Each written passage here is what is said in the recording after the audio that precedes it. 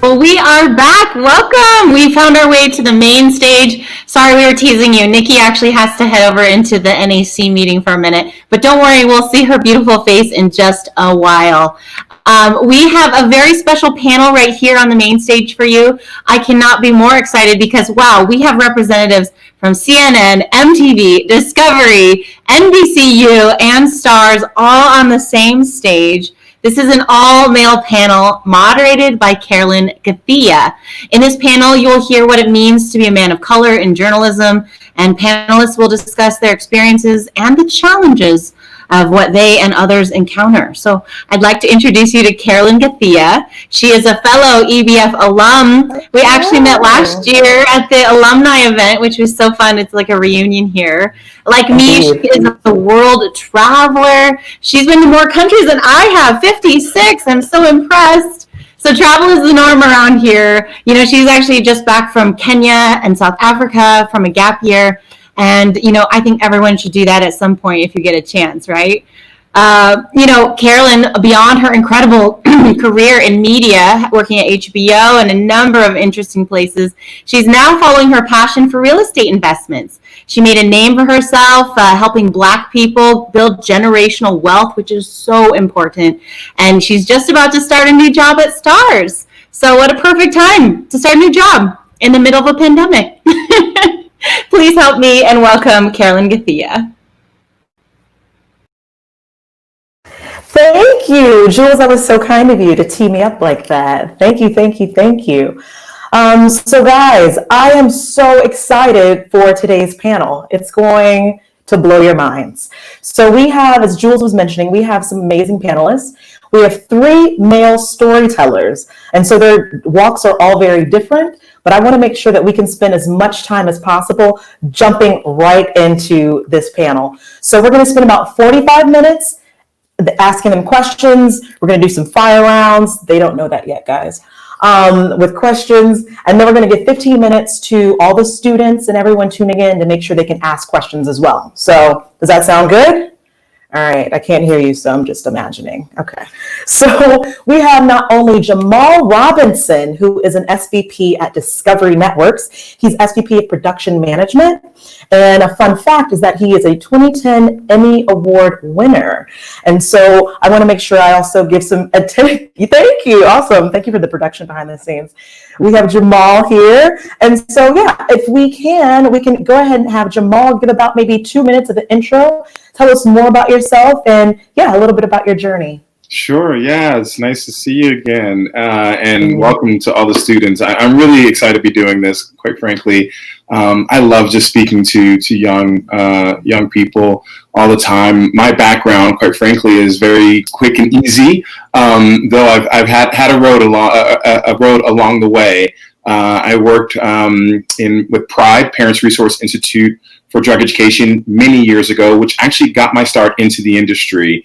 And Pride, as some people may know, is much like Arrive Alive or DARE, Just Say No to Drugs, that type of thing. We use performing arts to spread a drug-free message. Got me to where I am today, where I was most recently at Yahoo Studios before coming to Discovery. Prior to that, I was at E! Entertainment. I served as head of production for both of those companies. As you mentioned, I am SVP for Production Management here at Discovery. I oversee 19 networks, including the Oprah Winfrey Network, Discovery Channel, which of course is the flagship, TLC, HGTV, Food Network. I deal with it all, from food all the way to storytelling, which is of course some of the things we're talking about today. Awesome, awesome. Thank you so much, Jhamal. All right, so moving along to our second panelist, we have Dometi Pongo, who is not only he's very similar to some of us. He was an intern that started out at a community radio station on the south side of Chicago, and within months was able to become the news director of that same radio station. And I don't know if some of you guys recognize his face, but he's also a TV host on MTV for True Life Crime. So Dometi, please tell us more about your journey and just give us some more insight into you.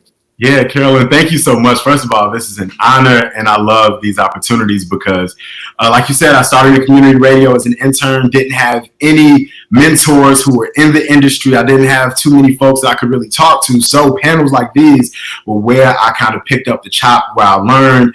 I went to undergrad studying economics at Southern Illinois University, worked in corporate America for a year, hated it, quit my job without a plan, and I came back home and moved in with my parents to kind of recalibrate and figure out what it is I wanted to do with my career.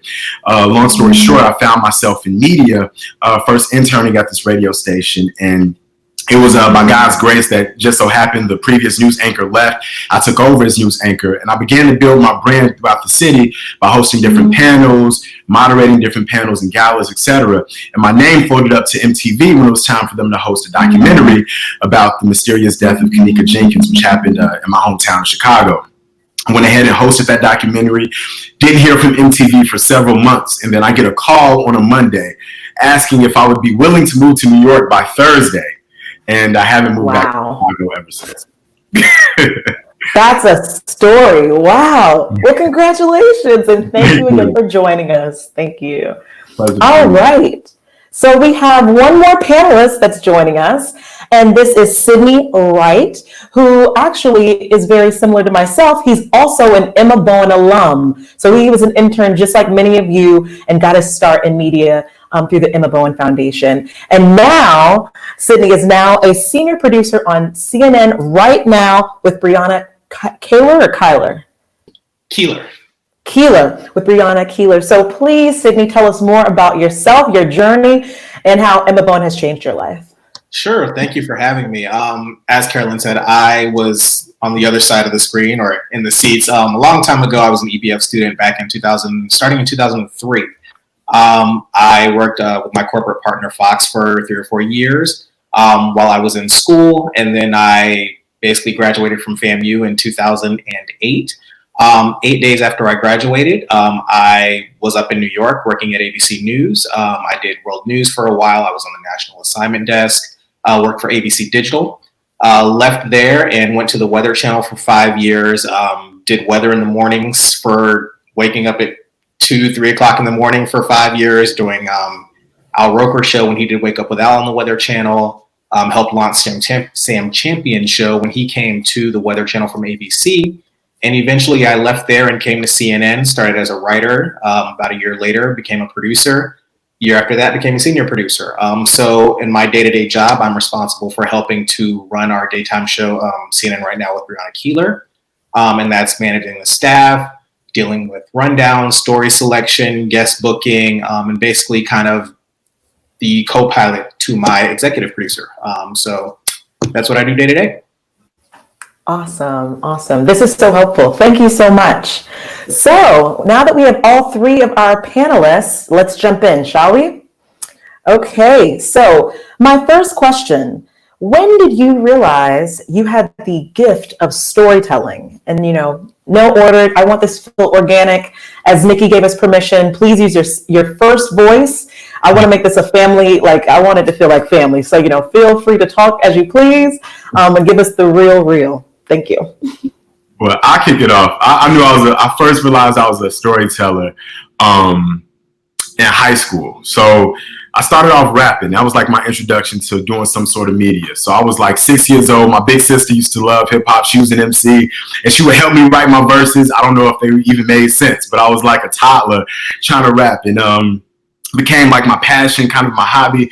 And, that was how I was known. That was such a big part of my identity throughout high school. I was the guy selling the mixtapes at my lockers. That was back when we actually burned CDs, and I was passing them out on campus and all through school. And then, but it wasn't until undergrad when I had a Black Studies professor that would have me blog about my favorite albums. And he put together these really interesting projects with me. Like one of them was the Malcolm X mixtape, which was like a fundraiser for the Black Studies program where I interspersed Malcolm X speeches within my music with lyrics, and folks could buy it on a USB drive. So you could save your homework on it and listen to the music. And, later on, when I was trying to figure out what it was I wanted to do in my life, and I looked back at the trajectory of things that I'd done, I was like, oh, that was a form of journalism, a form of storytelling. And I thought about hip hop as a form of storytelling. It was, I learned about Harlem in New York in the 2000s through Dipset, and so that's when I realized that I could have some transferable skills from hip hop to journalism. And I'll jump in. I feel like I realized that I was a good storyteller probably back in middle school.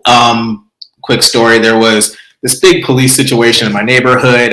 There were like SWAT guys all over the place. And like any 12, 13, 14-year-old, I decided I was going to call the local news station and let them know.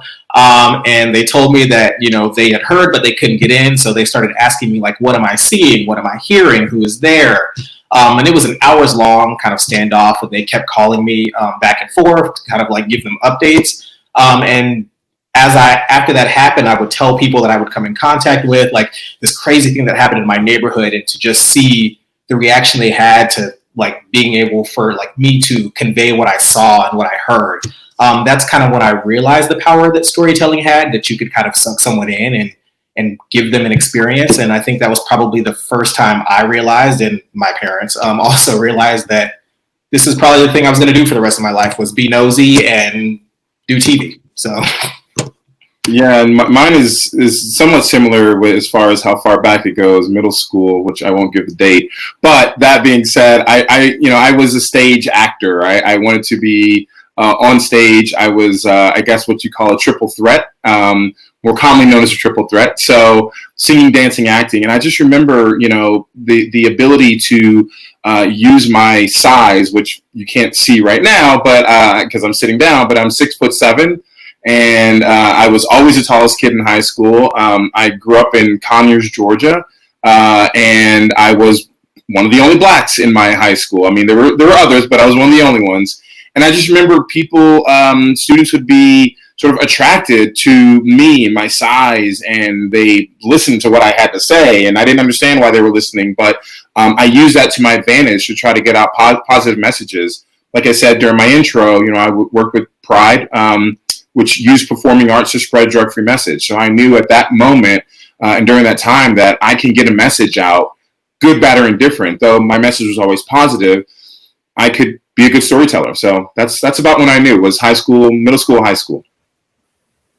This is phenomenal. Wow. That's excellent. Thank you for all sharing. And I think this is like a great segue into kind of your journey, and specifically, a part of your journey. Everyone's journey is different.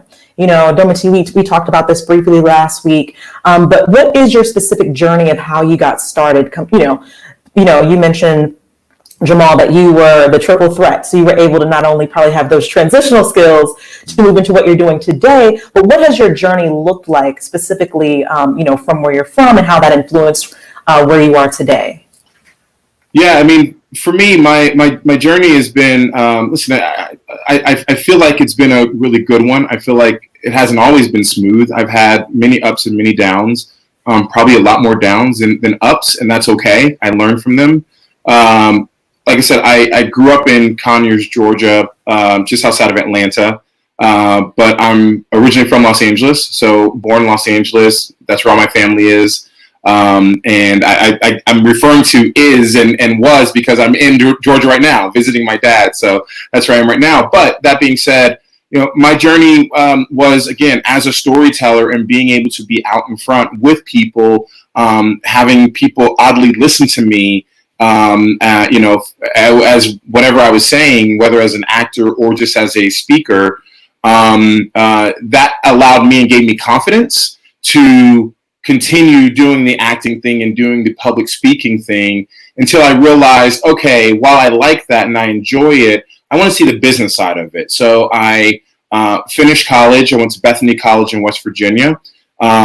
And I finished college in '98, went back to LA, which was, again, home. So I went back home and I said, I want to now look at the other side. What is the business side and what can I do on the business side of things?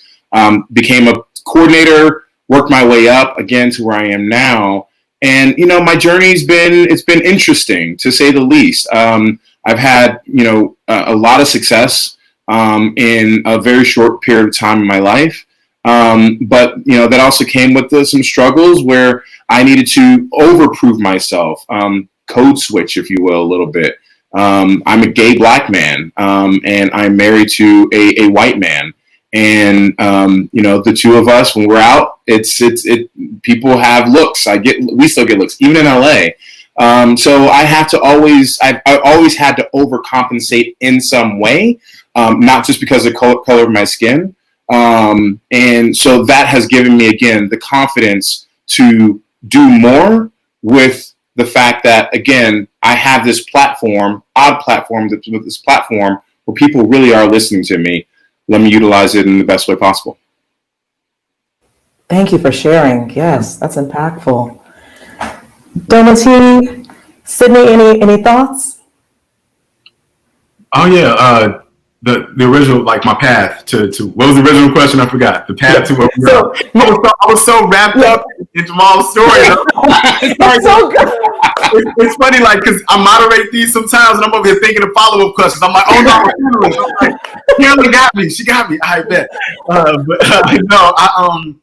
Man, my path was, so immediately after undergrad, I had ended up working full-time at the place where I interned, which is Target headquarters. And I remember everybody telling me I'm crazy right after we were coming out of the recession. This is like 2012 that I was working there, that I was crazy for thinking about quitting my job when so many of my peers didn't have any jobs to quit. And I just wasn't happy. And similar to Jhamal, I felt like I had to be a truncated version of myself. I had to code switch. I had no problem wearing a suit every day, but I felt like if I wore a suit that was too nice, it's like, oh, we see where Dometi's check is going. And it was like, I just felt like an outsider. I felt like everything I was doing was scrutinized. I didn't feel like I could be myself. And it was in Minnesota, which has its challenges with diversity as well, coming from a city like Chicago. So, I quit. And as I was trying to figure out what I wanted to do next, I said, well, let me do something that's media adjacent. And so I originally went to this broadcasting school called the Illinois Media School, trying to learn audio engineering. The equipment they had at this facility was actually worse than the equipment I had at home.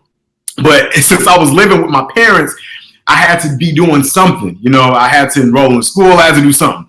So, I remember just a classmate said, yo, there's this radio station. It's a talk radio station on the south side of Chicago. You should just come up there with me. They have interns all the time. You can just hang out and just soak up some game. And I remember going there, and I happened to come on the day they had a producers meeting. And in the producers meeting, they're talking about the news of the week, the topics of the week. And as they were talking, I'm just throwing stuff out there. And I think this, I think that. And everybody kind of looks at each other and says, who is doing it again? Like, who let you in? And they said, well, you can intern here, but it won't be paid. So again, I'm coming from a full-time job to live with my parents to doing an unpaid internship. And, I was there for about 2 weeks before the previous news anchor put in this 2 weeks notice. And my mom said, you should apply for the job. And I'm like, I've never been a news anchor before. That's not how this industry works. And she was like, why not? And that was a light bulb clicked. And then that's when I started to make the connections between all of the things that I learned that could apply to that. And so then when I became news director, all of the rest of the doors opened up. I eventually ended up working at WGN-TV, getting some guest spots, hosting different segments. And as I began to find my voice on air, I got into this space where I wanted to create a space where journalists could be their authentic selves and still not damage their credibility. Like I could wear a hoodie on the news and go toe to toe with any political pundit. And, by the grace of God, I ended up in a space that kind of lends itself to that. But it took time for me to find my voice, because for a while on the air, I was doing a form of using my second voice to try to, fit in with the larger sound of the station. Wow, that's huge. Huge.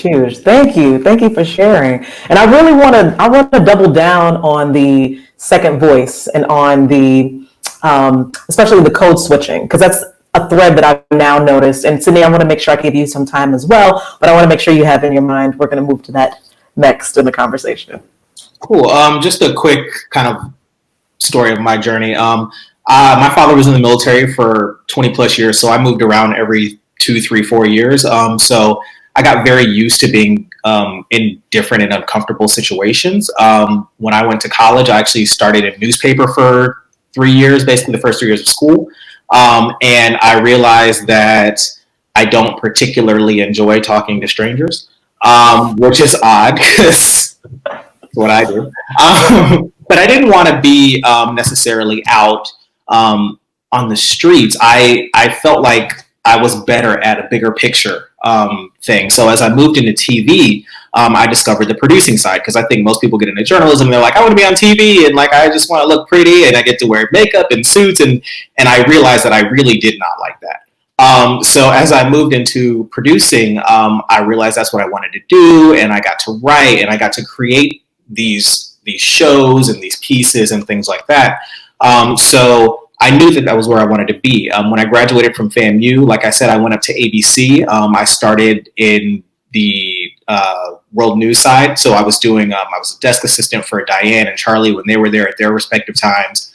Before I did some field producing for the national desk. And again, I wasn't creating something, which is what I wanted to do. So left there, went to the Weather Channel as a writer, hoping that I would accelerate my career very quickly. And that's what I did. I was able to launch shows there and to create things. And that's what I wanted to do. But again, as a military kid, at some point I felt complacent. And that was when I knew I needed to leave and do something challenging and different for me. So that's when I went over to CNN. And it was a completely new environment for me. It was a fast pace, everything happens at the speed of light, and you adapt and you deal with it in record time. And that's what I did. And at some point, someone thought I was good enough to run a show or to produce a show. So that's what I did. And a year after that, a senior producer left, which is a management job at CNN. And I resisted applying for it for 6 or 7 months. I did not want to do it. I didn't want to be a leader. I didn't want to be a manager at that time. I'm currently 34. At the time, I was like 32. And they were asking me to manage a team of people, many of whom were older than me. And I was like, absolutely not. No, thank you. Eventually, my boss was like, apply for this job. You should do it. And I did it, and I'm glad I did. But that's kind of like Dometi said, like when the opportunity comes, even if you feel like you're not ready for it, if you feel like you can do it and you can be a benefit, then you should. And that's what I did, and I'm glad I did, eventually. That's awesome. I'm glad you had an ally or a sponsor, I guess you can even say in the case, who was really advocating for you and all that potential, even if maybe at time, you didn't see it for yourself. So I'm really happy to you share that story. So we mentioned this thread of code switching, right? I'm very curious, especially we have influencers and we also have executives on this panel. And so I'm very curious as far as your authentic voice. Do you feel that code switching has benefited you? For those, students might have those questions. Do you still feel that you code switch? What are, I guess, the nuance of code switching and how that's impacted your career? And I call it being bilingual. We're able to talk, we're able to have different ways of showing up in different spaces. But also, I'm just very curious as how that has impacted you and your journey. And Dometi, I want to make sure I'm getting your name properly because I know what it's like to have your name slaughtered. You mentioned, having kind of that trial and error in the beginning of your hosting and how you're able to finally find that groove and figure out your lane of how you want to present yourself and what feels most authentic to you. So if you all don't mind just kind of sharing your stories on that. Yeah, I mean, I'm happy to jump in.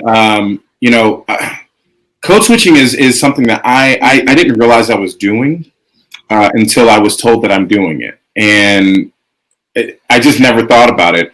I grew up in middle to upper middle class neighborhoods. You can probably find somewhere in a bio somewhere that my family started off in Compton, but it was before Compton was Compton. So it was not Compton like it is today. We moved to the city of Orange, California, Orange County. Then went to Conyers, Georgia, all white. I've always been around it. What I have learned since is that my code switching it's on point because what I find in some executive settings and what I found in some executive settings is that I have to change it up a little bit because of my size. I'm again 6'7", 380-pound black man, and if I walk into a room, I'm noticed already. I can't be that angry black man because if I raise my voice a little too much or if I come off a little too strongly in making a point, then I know that I have to dial it back. So I just dial it back before I walk in, because it's kind of like read the room and know your audience. I have to read the room and know my audience. And sometimes, even though my audience may know me, I can't really always give them that full picture, because I don't know what the consequences of that is going to be. I sit on the board of Bethany College, my alma mater, as a board of trustee. Same thing happened. I'm one of two blacks on the board. I'm the only active black that's on the board. But it is a room full of older white male and female. And I have to code switch sometimes. It's not that they're asking me to do it, but sometimes I just have to. Understood. Yeah, it's like sometimes, even in situations where inclination is not to code switch, they literally wouldn't understand what you're trying to say if you said in AAVE. So it's almost like being bilingual. So it has to be a part of your toolkit. I think the part that made it even more difficult to me was how do I communicate my reality to folks on the air if they can smell inauthenticity? They don't know what my voice normally sounds like, but they can tell that ain't exactly it. Or if like Jhamal, I didn't fully realize I was doing it until I would I listened back to myself on the air, and then I started to figure out what is it that I'm doing differently. Like, how can I enunciate and still show that I am being as pointed and straight man as a news anchor as I can without sacrificing something. I noticed that I was doing something with my voice. Well, I would make my voice just a tad pitch higher because I thought it made me sound more polite. And so I started studying news anchors that didn't do that. In Chicago, there was a local news anchor, news vet named Jose Sanders, who I used to listen to and watch. And I was like, he's maintaining the same baritoneness in his voice, the same thing that makes him him, while just enunciating and pronouncing words correctly with intention. I'm like, if I do that, then you can still hear my tone. You can tell who I am. I almost had to even change my name to be on the air. One of the earliest conversations I had when I got that internship, when I went from intern to news anchor, was, okay, what do you want to go by on the air? I'm like, Dometi Pongo. Like, that's my name. And they were like, well, as you move on, it might be hard to pronounce for people, blah, blah, blah. And I'm so glad I never changed it, because my name became a part of my identity. Fast forward, when I ended up hosting WGN Radio, they were introducing me to the listeners. I was on a morning show with Steve Cochran, and he's like, all right, we got Dometi Pongo. That's an interesting name. What does it mean? Now it's become a linchpin of my conversation. If I had a different name, I could not have that conversation. So now my name alone forced me to confront my identity. So if I wasn't speaking from an authentic place, my stories wouldn't even make sense. How does this man with this story come off this way? So, it takes time, but I think early on in your careers, you will have to do an element of code switching just because you have to be bilingual, because you have to communicate who you are in the room. But as Jhamal said, make sure that you're not diminishing elements of who you are. You are communicating elements of who you are, but you're not shunning them. You're not pushing them to the side. You're just figuring out how to translate who you are to the room in a way that the room can receive you. Yeah. Dometi, I just want to just jump in just real quick, just to say you're absolutely right, especially with the name piece. My middle name is Kimani. I'll never forget my mom. She said, as you start to get into business, son, I want you to start using your middle initial, Jhamal K. Robinson. And I was like, no, I don't want to, just because I don't want to explain what the name is. It became a conversation piece. What's your middle initial stand for? Kimani. Wow, tell me a little bit about that. And that got me into the conversation. Anyway, I just wanted to just say that, it's interesting to hear that that's your same journey. Exact same. And we have something in common again, being from Atlanta, as well as Sidney. But my last name is Kimani. So when you said that, I just brightened up. Well, also I'm African, some people know in the room. I have 5 names, so that's one of my many names. Let's backstage. We'll chat backstage. Yeah, we'll go back. We'll talk about it later.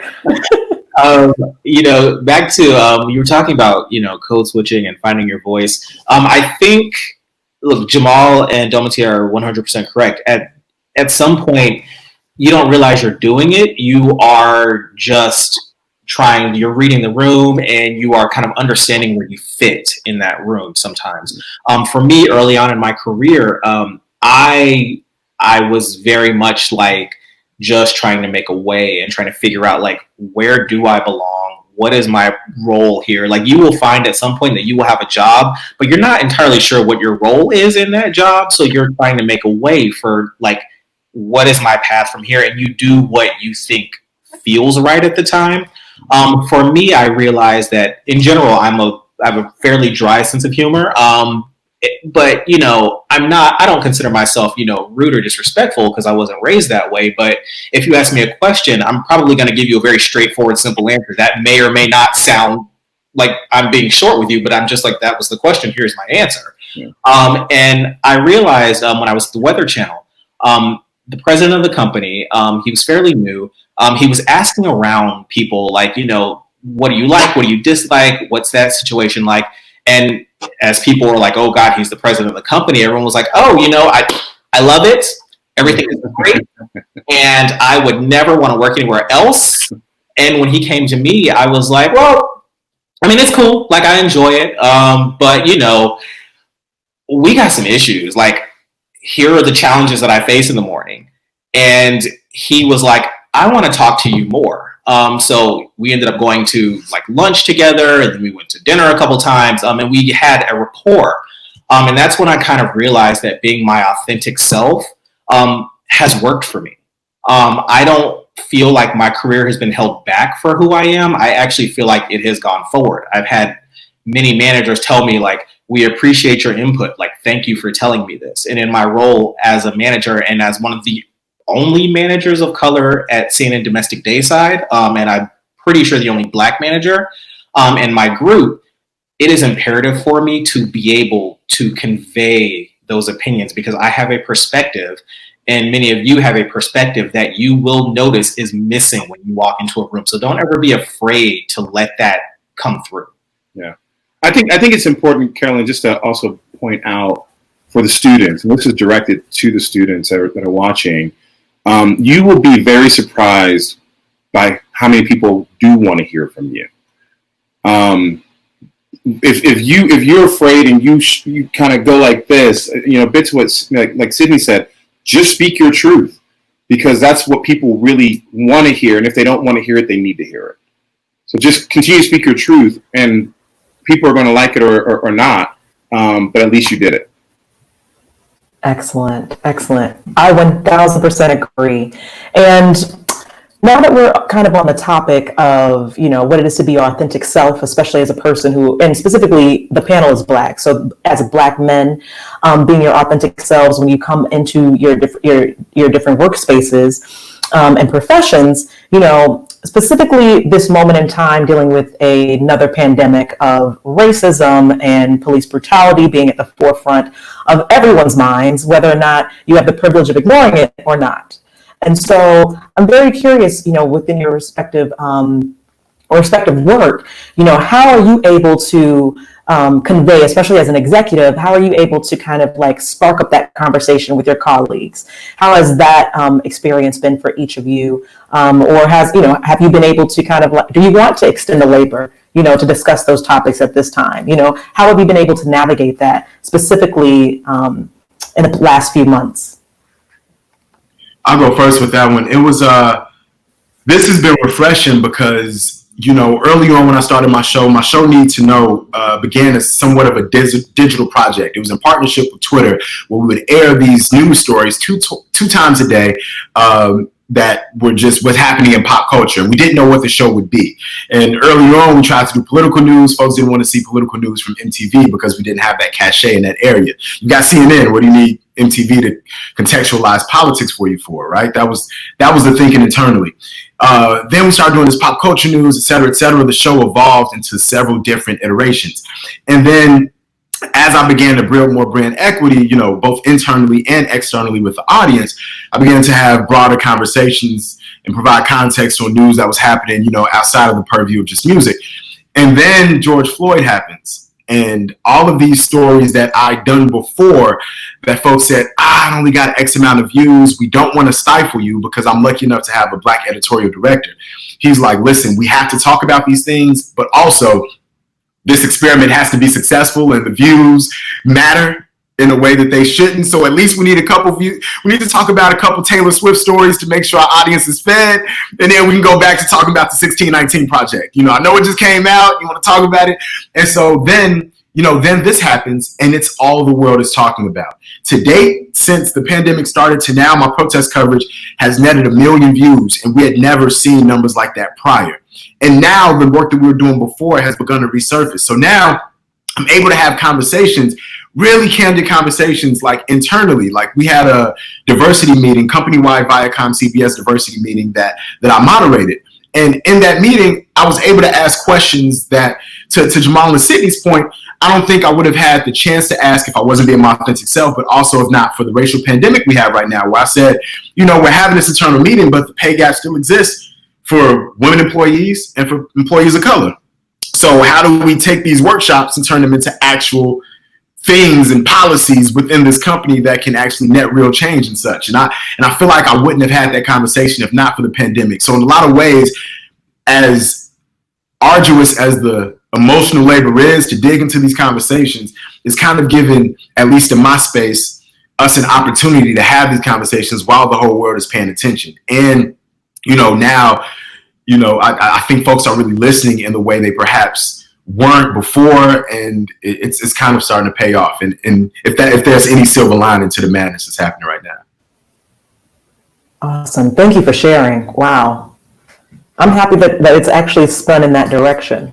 And sorry, was that you, Sidney? And I would just say this has really been crazy for me for a number of reasons. For one, because obviously my job is News of Day. I do a News of Day show. And like I said, as one of the only Black decision makers in the room, at times I do feel an added pressure to be able to adequately convey what's happening. And not only what's happening, but what people are feeling and what people are seeing. And I come at it from a bunch of different angles. For one, as a Black man, like I know how I feel, and I know how I feel when I watch these things. And I feel like I've had a responsibility to come to, you know, my bosses and say, hey, I've heard from a lot of my colleagues of color, we got to stop loading them up with all the George Floyd segments. Like, it's traumatizing. They can't deal with it right now. I'm telling you that, like, we need to reassign these stories. I understand that it's important to have our perspective, but my white colleagues and my Hispanic colleagues and my Asian colleagues, they need to take some of this burden as well. And on top of that, my fiance is a police officer.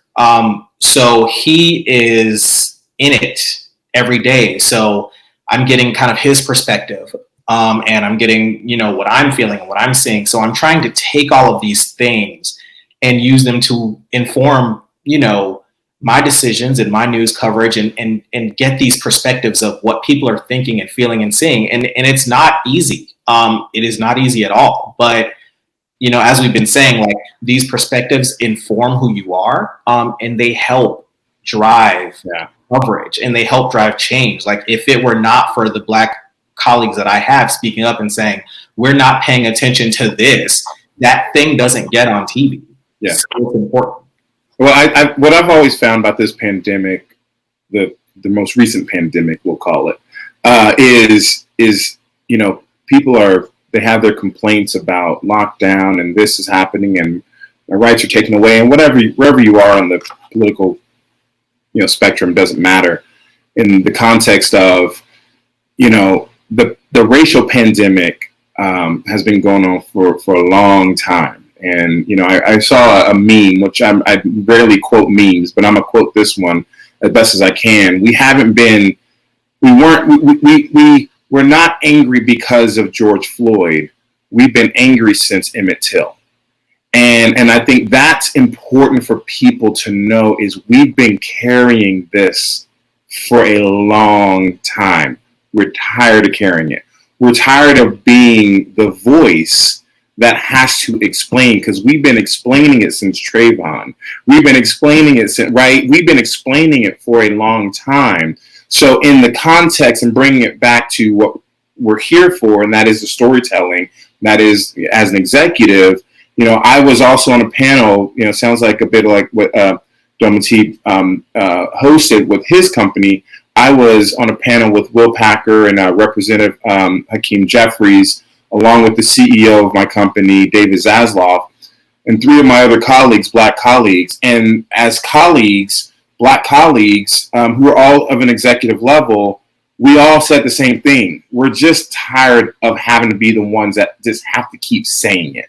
And so, as students, from Emma Bowen Foundation and other students outside of it, as you start to get into your own career path, know that people are going to be expecting for you to be that voice, but you don't always have to be that voice. You can lead by example as well. We need our colleagues, white colleagues, other people of color colleagues, to be the ones that are carrying it, because we're just tired.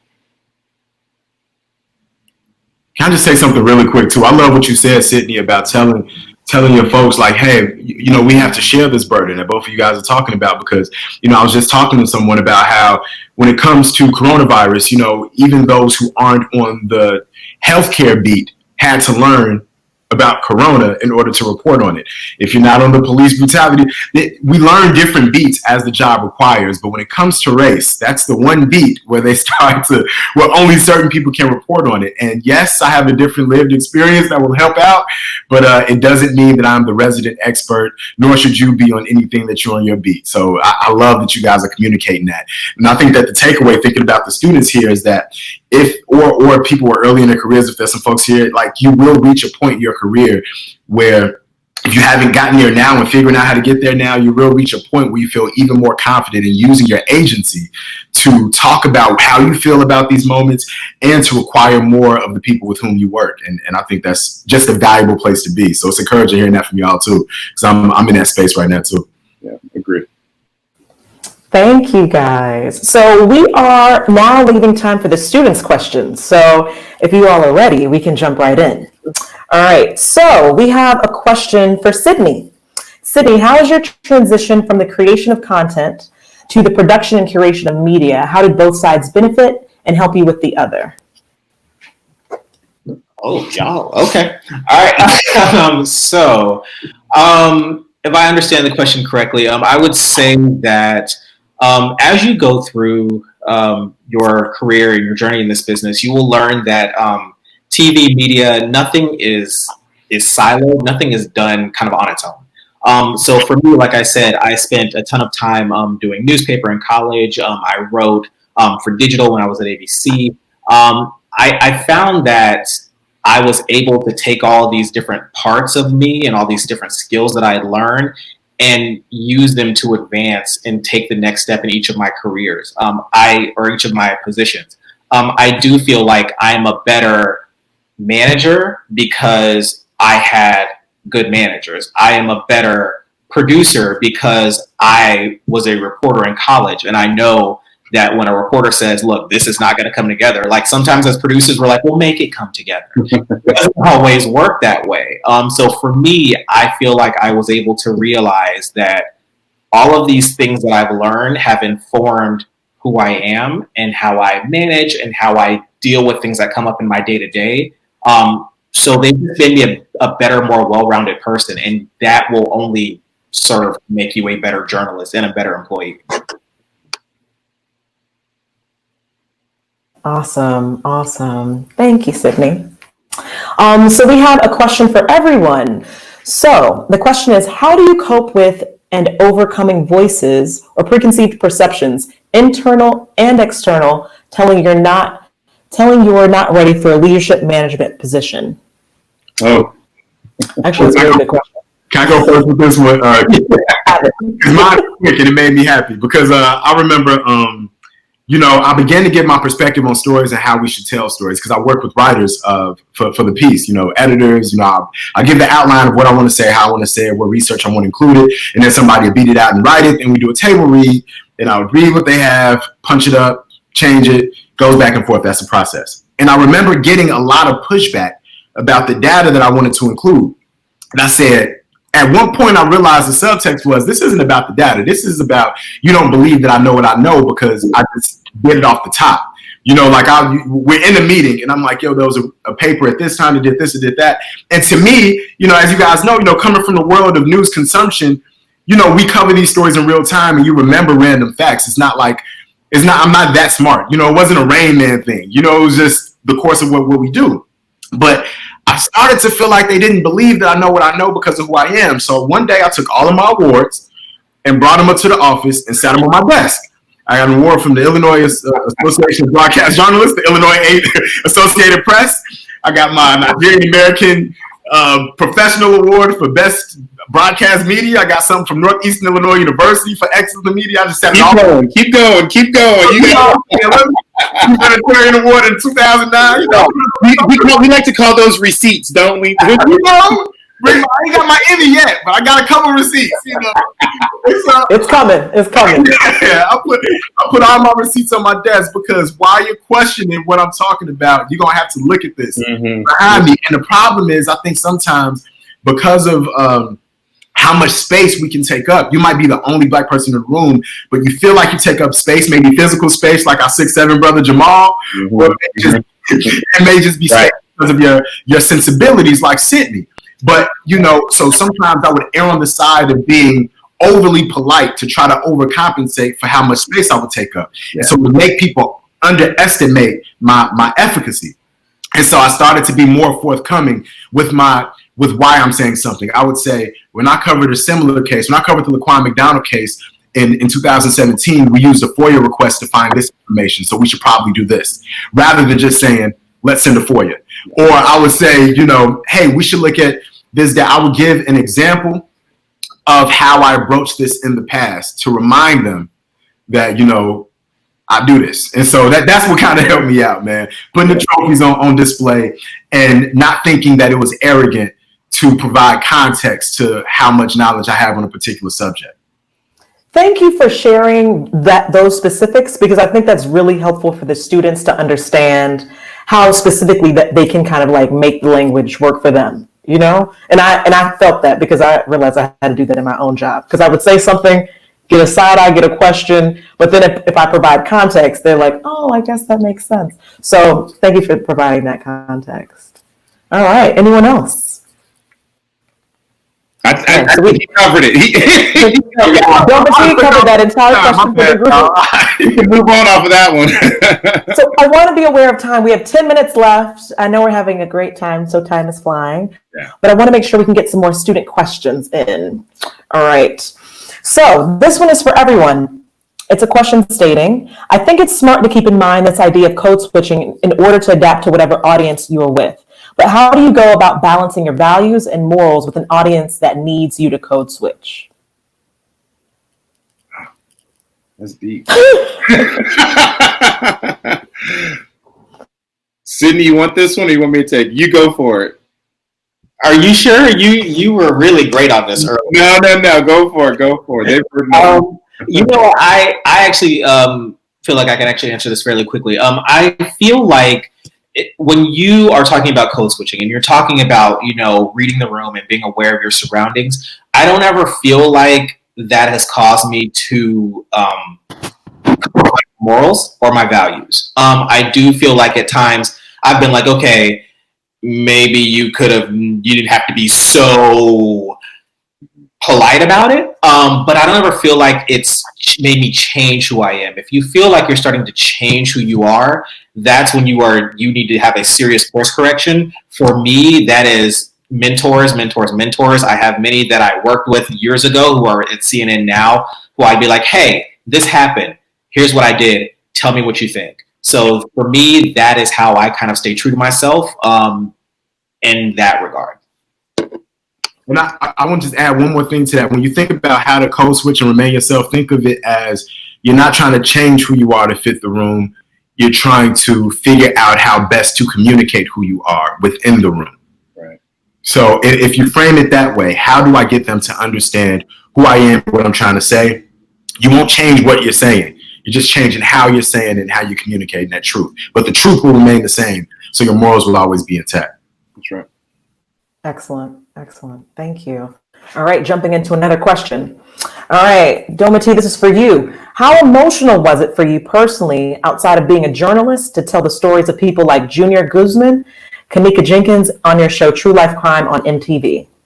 That's a very good question. I had to figure out self-care practices to come down from the emotional labor of the show. So I had to figure out, like, after I got done shooting, I began the process of, all right, I'm gonna come home and I'm gonna watch something mindless. I'm gonna turn on Martin on episodes, reruns on repeat. Or I'm gonna watch Love and Hip Hop, something that's light, something that I don't have to think about. Or I'm gonna play video games, something that just, so that's what, it was important for me to do that because because it took so much out of me to have conversations for the show. I felt like I didn't have time for people in my personal life who wanted to talk to me because I just had it up to here. So it was very emotional, but through coping mechanisms and through just self-care practices and taking care of myself and taking a step back from the show, it helped me out. Also, as talent, if you're somebody who wants to be on the air, use that emotion and bring it to the camera. I think there was a time in journalism where you didn't want to convey emotion, but for the docuseries, the style of journalism that I do, I could live and sit in those emotions. So if I felt like I wanted to cry, then I needed to cry on camera. And if I cried on camera and that was it, then I needed to leave that emotion there on the set, come home and do something totally mindless, unrelated. But sometimes the emotions will help the producers communicate how you feel to the public, and hopefully it comes out in the storytelling. Wow, thank you. That self-care part is very important. I think especially now, and the conference started out with a mindfulness exercise and an intentional exercise about setting intentions. So thank you for also, as Black men, discussing what it is to be like mindful, having mindfulness, but also self-care when it comes to kind of emotionally grueling work that you're all in. All right, another question. I know we have about 6 minutes left. For everyone, how do you actively advocate for your female colleagues, and how important is that to you in the workplace? That's a great one. Yeah, I mean, listen, I think it's incredibly important to advocate, first of all, for female employees. For many years, there were not a lot of female executives, in the industry. Now I have the absolute pleasure of working with some of the best female executives. Nancy Daniels, who is head of creative for Factual, president in GM, Discovery Channel. Kathleen Finch, who heads up lifestyle for all of Discovery, and Tina Perry, who heads up OWN, who's president of OWN. I get to work with some of the most dynamic females. And so for me personally, I like to take a look at, listen, when I see a female, a resume and it's a female, or I know it's a female, I should say, I'm pulling that one aside and really taking a look at that as closely as I possibly can. Qualifications, of course, are everything, and you have to have your receipts. But that being said, it is incredibly important because there's a balance that's needed in an executive room, and if I can create that balance, then I'm all in.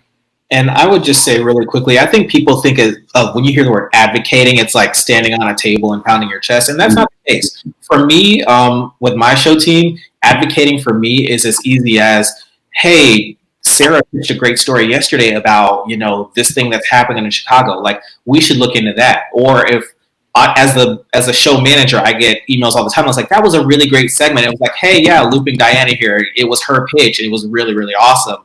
If they ask for more information about it, like, hey, Diana did that. Diana, can you share where you got the information? That whole thing. So I think it just is as simple as recognizing the efforts of the women who have put in the work, who a lot of times get overlooked. Yeah. And then last thing I add to that one is real important because I noticed that in meetings, sometimes when women speak, a man will say the same idea a few minutes after her, and nobody remembers that the woman said it first. And so sometimes, like you did, just calling back to that person, like, hey, remember so-and-so gave that idea. That helps. And then my AP, my associate producer from Chicago, referred her for the job, and she got the job. And so I got my homie a job with me up at the gig, and she a Black woman, and I wouldn't even be on point if not for her, because I don't know if it's problematic to say, but I prefer working with Black women producers on my show. So It's not. I'm a little biased to a black woman, man. I got 2 sisters, and so when I got a black woman on set, I'm like, all right, cool. So yeah. Awesome. Thank you guys for sharing. All right, I think this might be the last question. How do you avoid burnout when advocating for diverse coverage and staff policies? And that question is for everyone. How do you avoid burnout? How do you avoid burnout when advocating for diverse coverage and staff policies? So I guess this kind of relates to our previous question. Yeah. When you're in the workspace, extending that labor. I ain't gonna lie, it's hard to avoid burnout in the pandemic because everything feels like work all the time. So I'm going to extend the question out to the pandemic. I know we got a few seconds, so I'm going to be quick, but I do something very silly, but it helps me out. I change which rooms I work in. Like after this panel, I'll rearrange my furniture just so it doesn't look like what we see here, just because this can feel like work. I know that sounds so crazy, but like sometimes going into the office can be triggering if you're tired of your job for one day. Going into these workspace can be triggering. But as far as like the burnout from advocating, I just look at it as a blessing, not a burnout type of thing, as a spiritual burden that was given to me because I have a chance to be in the position that I'm in. So, anytime I think about those things, I try to go back and read Baldwin. I go back and read Kobe Wells, and I say, if I feel burnt out, how burnt out could they have felt when they felt worse more often? And so I try to draw strength from them. And, anytime I hit a wall in a script, if I'm doing a story as it relates to people of color, I usually go back and try to read some work of some other journalists from way back. To provide context to, okay, this is how they did it when the problems were much more visceral. I can handle this. I don't know if I could actually answer that in any better way because, I like the point you said, Dometi, about it's not a burnout, it's a blessing. And I am blessed to be able to sit in the chair that I sit in, at the table that I have my legs under every day, at an executive table where I get to make decisions that will impact millions of people, viewers, of course, but I get to impact what the company does and decisions that it makes. And so if I have that impact and there's a voice at the table, then anyone I can advocate for will have that same voice at the same table. Yeah, that's 100% right. I mean, I deal with heavy stuff just like everybody else every single day. And at times when I'm like, this is too much, Jhamal is 100% right. I am in the minority of people. I essentially get to say what goes on CNN for 2 hours a day at times. Like I am the guy. And so it's daunting at times, but it is an honor and a privilege that people thought that I was smart enough to represent a worldwide brand. So at times when I'm like, I don't want to do this. This is too crazy for me. I take a step back. I go out in the backyard and walk around, rub the dogs for a couple seconds. And I'm like, all right, I'm good. I'll do this all over again tomorrow. Awesome. So we have been granted an additional 10 minutes. So if everyone is okay on the line to stay on, we can just take a few more questions if that works. Works for me. I love it. Okay. Yeah, So I want to make sure we take a few more student questions, but I did want to do a rapid fire round. All right. So Dometi mentioned Baldwin. I'm actually reading Giovanni's. I'm actually reading Baldwin right now, but I want to know what are you Giovanni's Brewer. I want to know what you're reading right now or what you're binging on TV. And if you're doing both, go for it. But yeah, in no particular order, please fire it off. This is what I tell my husband. I was an English major. I read enough in college. I ain't reading. So do with it what you will, but I'm not reading anymore. My husband gets the New York Times every single morning, and I have no clue. The paper he gets, I have no clue how he does it. I just finished binging Schitt's Creek. That is my show. That show is hysterical. But I also just started on Netflix the Zac Efron. I'm going to forget the exact title of it, but there's a new Zac Efron where he goes on adventures around the world. Clearly, it was filmed before the pandemic. It's really good. I personally like it. I've never been a Zac Efron fan, but Yeah, that's what I'm watching. I'm weird. I read like multiple books at once, and most of them are nonfiction, so I can like figure my way through them. So I just started rereading The Fire Next Time, Baldwin. I've been reading Contagious by John Berger, which is about how ideas catch on, but I kind of read it like a textbook. And so right now they're like chapters around, how things go viral or something like that. I can't remember the exact chapter, but something about how ideas go viral because I'm trying to go viral. And then I'm also reading The Alchemist again. That's one of my favorite books. I encourage every student, every person who's trying to figure out what their journey is to read The Alchemist. It's super dope. And binging, I just finished binging Money Heist on Netflix. That is my show. I, like Dometi, I read a bunch of books at the same time, which is probably not the best way to go, but that's my life. I'm currently reading this random series. It's like it's called like a Time to Kill, A Day to Kill. I don't know. It's like some random fiction book about an assassin in like, the Congo. It's like a whole thing. I don't even know why I'm reading it, but it's entertaining. And I'm also starting the Mary Trump book that came out today because my job. And in terms of binging, a lot of things on Netflix. I actually rewatched a ton of series that I've watched forever. Like anytime I'm like, life is blah, like I'll turn on an episode of Charmed and call it a day. And in addition to that, I am semi-embarrassed to say my current guilty obsession that I watch every week is The Oval on BET because it is the best Black telenovela in the world. Judge me not, but that's kind of how I deal with life. That's so perfect. I love it. Oh gosh, I love to watch it. Do you say? I love to hate watch it. Should I say that? Just kidding. We love Paula Perry. Another question. Role models. Maybe one or two role models that you each have. I mean, listen, mine are my parents. I have amazing parents who are divorced, have been divorced for many, many years, but remain friends still to this day because they knew that they had kids that they need to raise. My mom was she was the first African-American female to grace the cover of Our World magazine, which was the international magazine for Tupperware. She became one of the first female and Black executives for them. Also, my dad, successful in real estate. The market crash took that down, but he persevered and kept going. So those are my role models. Those are my heroes, actually.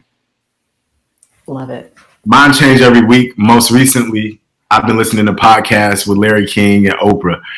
There's a really interesting podcast with Cal Fussman and Larry King, where Larry goes like 2 hours and he talks about his career. He had to change his name too. His name was Larry Zeigler, but it was too Jewish, and so he went by Larry King. And then there's a podcast from WBEZ, the NPR affiliate in Chicago, called Making Oprah. That is very good to listen to because it talks about her early career, and you see Oprah as the billionaire, but you very rarely hear these stories about when she was uncertain, when she made mistakes, and all of that. So those are my two right now, as I'm thinking about right now. Similar story for me. My parents have been super supportive of my career and my aspirations. When I wanted to move to New York, my dad was like, go. My mom was like, absolutely not. Side note, hello, Mom. I know you're watching. Thank you for letting me grow up and live my life. You have been awesome. So my parents, in addition to that, I have a college professor, Dr. Valerie Wright, who was a huge role model for me. She basically was the person who was like, you need to get it together when I did not have it together. And to this day, we still talk and we still text regularly. And I can always count on her to tell me how it is. And she is one of the most beloved people I've ever met. And I one day strive to be as awesome as she is. I love it. Okay, so this might be the last question. So this is a question from the group, from the students. Now that most work has moved virtually, how do you continue to stand out in a team and ensure your voice is heard as a person of color? I'll let y'all take this because it's like I'm spoiled because I'm on air. So like, I'm in this weird privileged position where they have to listen to me. they don't have to, but they kind of have to because, now I can say, no, I don't want to say that. I want to say it on the air.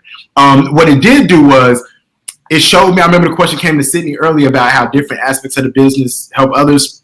I learned a little bit about lighting, a little bit about editing, a little bit about all these different things. So now I get to flex those muscles. So shooting from home, I'm like, how can I make this look as best as it can look? And I'm learning different things about auto balancing, doing panels like this outside of work so that like last week, the show was dark and I kept churning out content and putting it in my Slack channel at work. Just, hey, I did this interview, did this piece of press, did this interview. And they're like, yo, we were off last week. He was getting it in. So it kind of lets them know like I'm still active. And, kind of lets the team know the bar that I'm setting, and hopefully they'll be as active, even if they don't have to be too. But, that kind of helps. It lets me flex some muscles, show some skill, and kind of show my team that I'm still passionate, even when we're not necessarily at work. I still show up. I mean, you gotta continue to show up. And that doesn't necessarily mean, logging into the Zoom call. That means participating.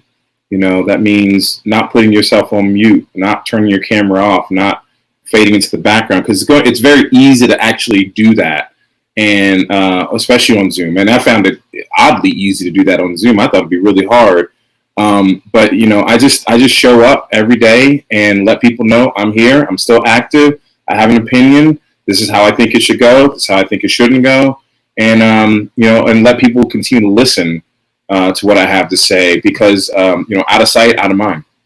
Cosign, 100%. If you're in the business, you should still be pitching stories. You should still be commenting in emails. You should still be commenting on video calls. Don't be that person who's just there. That is the worst place that you can be, is someone who's just there. And pitch solutions to problems. Exactly. Yeah. Have solutions, have ideas, and you will go far.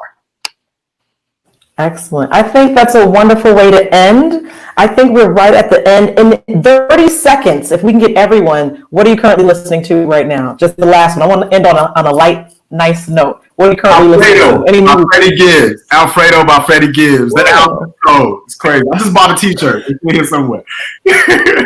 I'm podcast. Sorry, I'm podcast, and I'm listening to Melissa McCarthy and her husband do their podcast. So that's where I am. I am listening to whatever my Google Music playlist says that I should listen to while I am cooking dinner, which right now is a ton of Little Mix. Side note, much better than Fifth Harmony. Awesome. So I just want to thank each and every one of you. This has been amazing. I hope students, you have been able to take all of this knowledge in. I know this has also benefited me, and I've loved every minute of this. So thank each of you. Dometi, excuse me, my name's Jhamal and Sidney. Thank you for joining us today. And I want to kick it over to Jules. Thank you, guys. Thanks, Carolyn. Thank you so much. That was so amazing. So many great takeaways. I don't know if you guys are clapping, but they deserve a round of applause. Definitely. So, you know what? I'm going to take their words to wisdom. Let's all go be our authentic selves. That was powerful. We covered a lot in that session, and obviously this conversation could go on forever. If we start our own podcast or something, I feel like we could definitely do multiple episodes on that. Appreciating you guys all so much for joining us. I want to, before we head into our next session, which is coming up right around the corner,